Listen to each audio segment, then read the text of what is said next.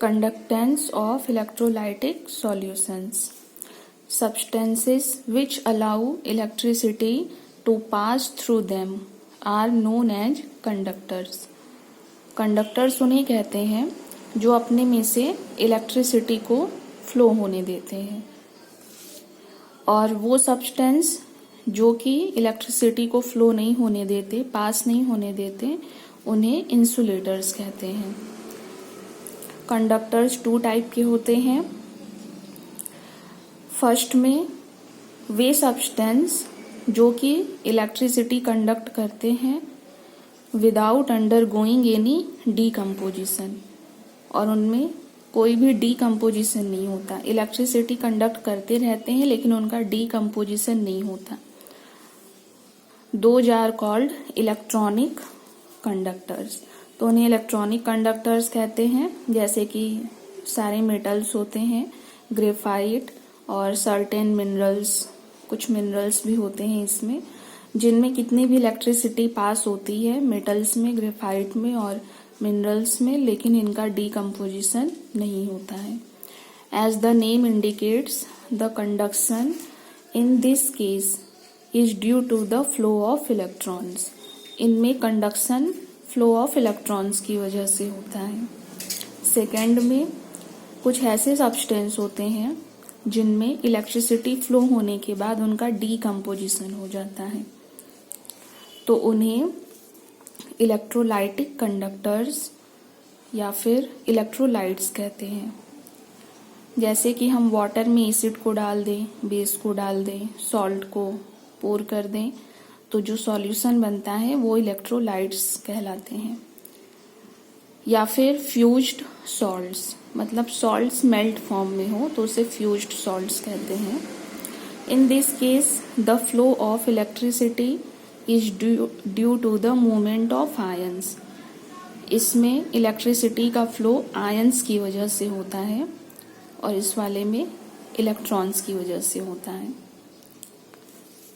Hence, electrolytic conductance is also called ionic conductance. Ions के movement की वजह से इलेक्ट्रिसिटी फ्लो होता है, इसलिए इसे आयनिक कंडक्टेंस भी कहते हैं। Electrolytes are further classified into 2 main categories, strong electrolytes and weak electrolytes. अब ये जो इलेक्ट्रोलाइट्स हैं ये फर्दर 2 कैटेगरी में क्लासिफाइड होते हैं। एक है स्ट्रॉन्ग इलेक्ट्रोलाइट और दूसरा है वीक इलेक्ट्रोलाइट्स। स्ट्रॉन्ग इलेक्ट्रोलाइट्स में स्ट्रॉन्ग एसिड्स और स्ट्रॉन्ग बेस होते हैं। एसिड्स में HCl, HNO3, H2SO4 etc. और बेसिस में NaOH, KOH etc. और बहुत सारे इसमें इनऑर्गेनिक सॉल्ट्स भी होते हैं जो स्ट्रॉन्ग इलेक्ट्रोलाइट्स में आते हैं। स्ट्रॉन्ग इलेक्ट्रोलाइट्स का डिसोसिएशन कंप्लीट हो जाता है जब इन्हें डाला जाता है, वाटर में पोर करते हैं तो इनका कंप्लीट डिसोसिएशन हो जाता है। और दूसरे होते हैं वीक इलेक्ट्रोलाइट्स। तो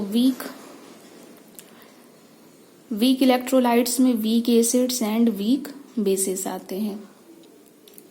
और जो स्ट्रॉन्ग इलेक्ट्रोलाइट्स हैं, जितना ज़्यादा इनका डिसोसिएशन हो जाता है तो वो conduct electricity to a large extent, तो वो इलेक्ट्रिसिटी भी बहुत ज़्यादा कंडक्ट करते हैं। वीक वाले नाम से ही पता चल रहा है कि इनका डिसोसिएशन कम होता है, तो ये कम इलेक्ट्रिसिटी कंडक्ट करते हैं।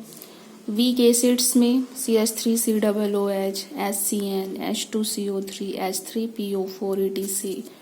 और वीक बेसिस में NH4OH, CaOH whole twice, AlOH whole thrice etc.